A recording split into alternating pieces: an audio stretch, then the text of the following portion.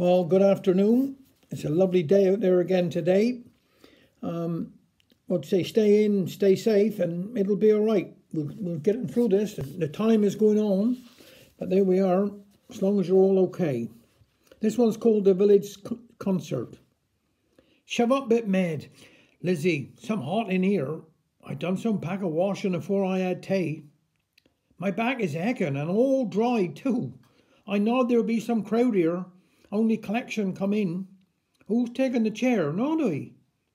Mr. Trepole, I believe. What, he? He won't give much, I dunno. Father, put away your pipe. Aren't allowed smoking here. They old oil lamps will do all the smoking. I'm some glad I'm early, for I do dearly love a good sight. All is nearly full now. Where's your boy, Richard Henry? He left home before we did. He's telling a recital night. Done some good job this afternoon. Hark, shut us up. 'Tis now going to begin. Stop scratching, Father. Chairman, ladies and gentlemen, I am pleased to see so many of you here tonight. Voice at the back. Don't miss much, do we? Chairman, speak up at the back, please. I can't hear you. Same voice. We're very glad to see you, sir. Chairman, thank you. And now, by a way of a change, you shall choose your own opening hymn. We want a good start. Speak up. Who'll be the next? Number 94 called out the village barber, who was sitting in the front row and had lately been ignored because he had raised the price of his shaving. No, shouted the men at back. Sit down, sit down. Up jumped Mr. Meek and had what Tom Tiddlywink called a peppermint in his speech.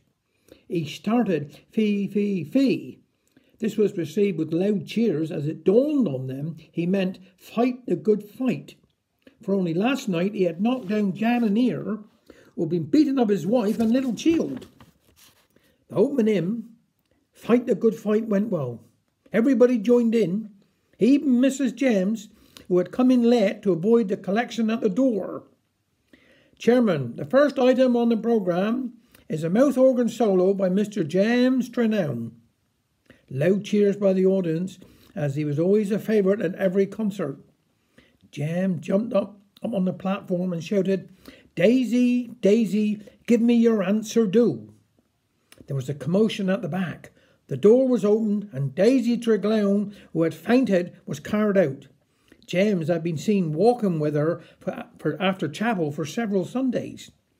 Come on, join in the choir, shouted James. As if he had heard anyone would hear the hearty singing of the Cornish people, they will understand how this is old favourite was sung by everyone in the hall. Chairman, that was well rendered. Thank you, James. Now let me see. The next will be a recital by one who is very well known to you all, Richard Henry. Up come Richard Henry with his recital in his hand and gave it to the chairman in case he forgot the words. The chairman took out the folded piece of paper and thought it was something for him to read. Put on his glasses and read to the audience, Gone down Aunt Liz's, give the cat drop milk, shan't be long. I am very sorry, my mistake. Now, Richard Henry, what is the title of your little piece? Tidn't know little piece, got 4 verses. Chairman, all right. What is the title? Little ship goes sailing by. And through the 4 verses rushed Richard Henry without a stop. Never missed a word, including the end at the finish.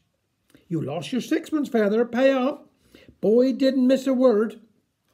Chairman, now we're having to have a change. Uncle Tobias will sing Grandfather's Clock, but old Tobias had a bad cold and no one could hear him.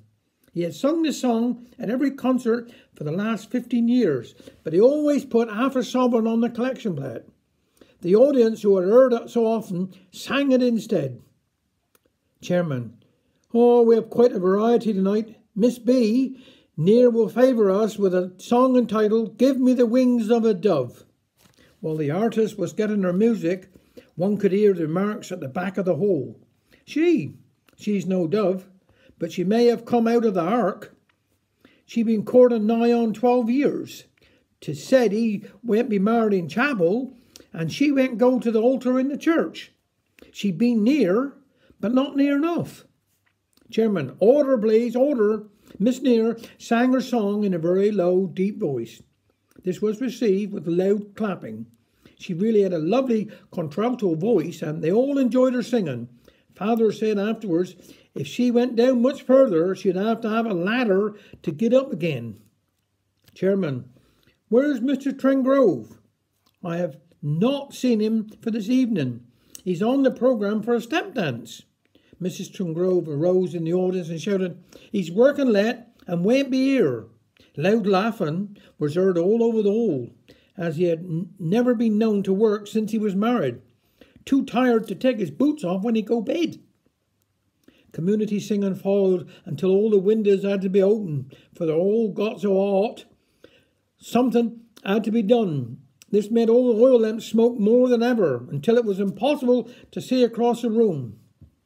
Father said, you couldn't see your hand behind your back. So the chairman thanked all who had helped to make the concert such a success. The man at the table at the back of the hall announced that the collection was in aid of the proceeds and amounted to £5, 5 shillings and 3 buttons. Mother was heard to remark as she pushed through the crowd, some handsome concert, and everything went off without a hitch. This little poem was sent to me by Pete Sampson from in Wales, and this was done by written by a young lad called Riley George Beattie, aged 11. Something happened to the world today. A nasty bug called COVID came to stay. They told us to wash our hands and it might go away, but it was not enough to keep the bug at bay. Lockdown was scary, it made me cry. I did not want anyone I knew to die. Schools were closed and shops shut too. At first I gave a big wahoo, but then we were told to stay at home, and soon I began to moan and groan. Homeschooling started and my mum tried her best, but she is not as good as my teacher, I must confess. Being with my family keeps me safe and well, but sometimes I feel like I'm living in a cell. An hour of exercise we are allowed every day. Sometimes it takes my sad feelings away. We clap on Thursdays for the NHS to show them we know they are trying their best. Scientists are trying to find a cure. I am hoping for it soon, but I'm not so sure. I wish it was over and it was like all this like before. I will make sure I see my family much, much more. I will never forget the day the world changed. The memories I have will always remain. Well done to Riley, who was 11. You might have heard this one, but I think this might just cheer us up a bit. Wheels within wheels again. Since Jan acquired his wheelie bin, he's like a different man. He's opened up new avenues the council never planned. He guards it like a jewel, and when I question why, he gave his explanation with a twinkle in his eye. It don't have come in handy, his face was wreathed in smiles. You don't put in no petrol, and he'll push along for miles.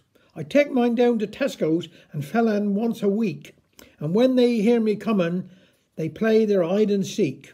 As I trundle down the gangways, I put them all to flight. By the time I reach the checkout, there's no one else in sight.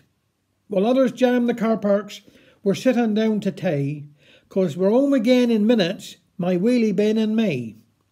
'Tis truly multi-purpose, as Enra's wife can tell. Poor soul, she tumbled over and hollered when she fell. So I propped her in the wheelie bin and hammered up the lane. She was in and out of casualty before she felt the pain. And now down the roller rink, you know they handle like a dream. The boys and me have started up our own formation team. You'll have to see our palais glide, it proves that we're the best.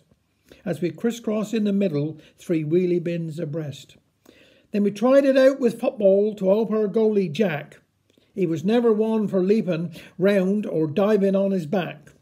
But once inside a wheelie bin, he was up and down the line till the mud got round the ankles and he let in 29. Oh, well and good, I lectured, this catalogue of sin. But what about the use for which they made your wheelie bin? We all amass our rubbish, So what transpires with yours? Oh, that's no problems, boy, said he. I put that in next doors. Thank you.